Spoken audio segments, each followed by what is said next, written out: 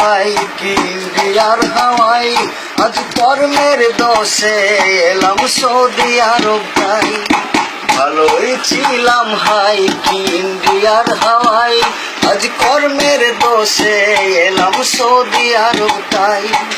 ভালো লাগে না, ঘুম আসে না, ভালো লাগে না, ঘুম আসে না, আরবের খানা খেতে ভালো লাগে না।